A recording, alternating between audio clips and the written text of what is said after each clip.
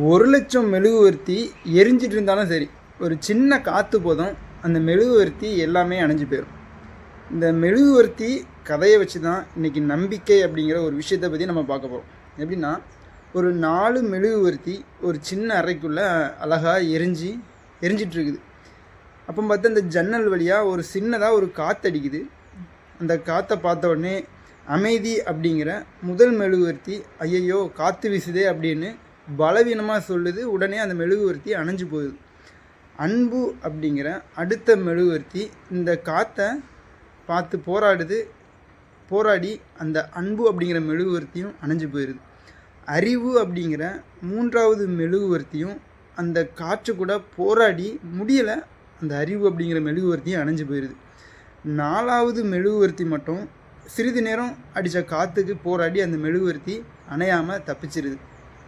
அப்போ பார்த்து அந்த அறைக்குள்ளே ஒரு சின்ன பையன் உள்ளே நுழையிறான். அந்த நுழைஞ்ச சின்ன பையன் அந்த 4 மெழுகுவர்த்தியும் பார்த்து ஐயையோ இந்த மூணு மெழுகுவர்த்தியும் அணைஞ்சு போச்சு அப்படின்னு சோகப்படுறான். உடனே அந்த மெழுகுவர்த்தியும் சொல்லுதான், கவலைப்படாத, நான் இருக்கிறேன், என்ன வச்சு நீ அந்த 3 மெழுகுவர்த்தியும் கொளுத்திக்க அப்படின்னு சொல்லிச்சுமா. அப்போ அந்த சிறுவனும் அந்த மெழுகுவர்த்தி பார்த்து கேட்குமா, உன்னுடைய பெயர் என்ன அப்படின்னு சொல்லிட்டு. அப்போ அந்த மெழுகுவர்த்தி சொல்லுமா, என்னுடைய பெயர் தான் நம்பிக்கை அப்படின்னு சொல்லுமா.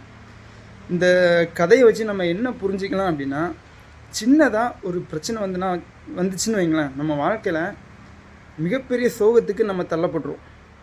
இந்த சோகத்தை, அந்த பிரச்சனையை சமாளிக்க முடியாத ஒரு நிலைக்கு நம்ம ஆளாகிறோம். நம்ம ஒன்று புரிஞ்சுக்கணும், நம்ம வாழ்க்கையில் என்ன தான் நடந்தாலும் காலம் நகர்ந்துக்கிட்டே தான் இருக்கும். நம்ம தயங்கி நிற்கிறதுனால நம்ம வாழ்க்கையில் எந்த ஒரு முன்னேற்றமுமே ஏற்படாது. நாம் நம்ம வாழ்க்கையில் வரக்கூடிய பிரச்சனைகளை நம்ம அப்பா அம்மா தீர்த்து வைப்பாங்க, நம்முடைய நண்பர்கள் தீர்த்து வைப்பாங்க, நம்முடைய உறவினர்கள் தீர்த்து வைப்பாங்க அப்படின்னு நம்ம எப்போவுமே நம்ம கூட இருக்கவங்களையே நம்பிட்டுருப்போம். அப்போ நமக்கு ஒரு பிரச்சனைன்னு வரும்போது நம்ம பின்னாடி யாருமே இல்லை அப்படின்னா நம்ம மிகப்பெரிய சோகத்துக்கு ஆளாகிறோம்.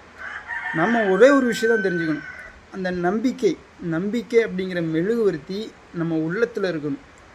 அந்த நம்பிக்கை அப்படிங்கிற மெழுகுவர்த்தி நான் என்ன நம்புறதுல தான் இருக்குது.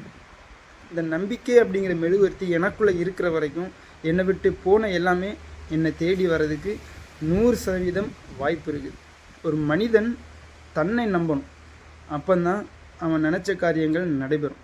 இந்த நம்பிக்கையை மற்றவங்க மேலே வைக்கிறோம் அப்படின்னா அது என்றைக்குமே ஒரு பலவீனம் தான். நமக்கு அது மிகப்பெரிய துன்பத்தை, ஒரு மன சோகத்தை நமக்கு ஏற்படுத்தும். அதனால் அந்த மெழுகுவர்த்தி போல், நம்பிக்கை அப்படிங்கிற மெழுகுவர்த்தி போல் நம்ம எரிஞ்சிட்டே இருக்கணும்.